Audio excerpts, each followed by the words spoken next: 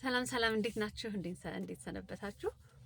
ቅድም መብራት ይዞኝ ቆሜ አንድ ሎተሪ አዟሪ ብዙ ናቸው ሰሞኑ።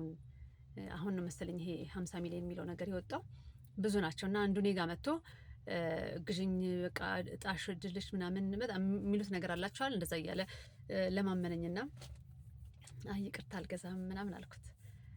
ከዛ ሲያልፍ ምን ብሎኝ ሄደ? ላንቺም እድል ነው ብትሞክሪው፣ ለእኛ ደግሞ እንጀራችን ነው አለኝ እና በጣም ተሰማኝ። ምክንያቱም ለእኛ እንደ ቀላል የምናየው አይደለ፣ በቃ የተወሰነ ብር ናት፣ እንደ ስራም እንደምን ብላ እንቆጥረው እንችላለን። ያንን አውጥተን ብንገዛ እኛ ላይ ህይወታችን ላይ ብዙ ለውጥ ላያመጣ ይችላል፣ የሚጎዳንም ነገር አይደለም። ለዛ ሰው ግን ያች ትንሽ ብር የምንሰጠው ለካ ስራው ነው፣ ስራው እንዲቀጥል ማድረግ ነው፣ ማበረታታት ነው፣ ማገዝ ነው። ነገ ወጥቶ ሌባ ከሚሆን ወይ ደግሞ እናት የዳቦ እያለ ሲለምን ደግሞ ልጅ አይደለህ ወይ ወጣት አይደለህ አሰራም ወይ ብለን ከምንለው ይሄም ራሱ ለካ ማገዝ ነው ብዬ በጣም ራሴን ወቀስኩኝ። እና አንዲት የጓደኛዬ ባለቤት የምታደርገው ነገር ደግሞ ትዝ አለኝ።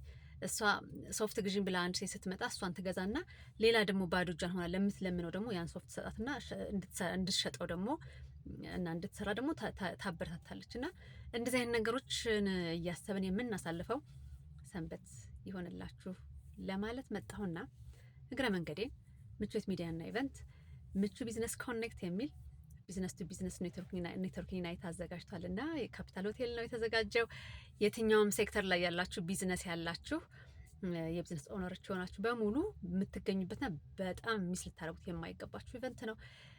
ሌላ ጊዜ ልታገኟቸው የማትችሏቸውን ሰዎች ታገኛላችሁ።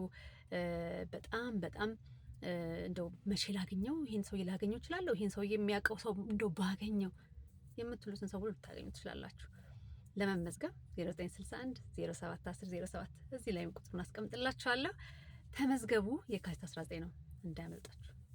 ይሄም ለኛ ስራ ነው። አብረን እንስራ። መልካም ሰንበት።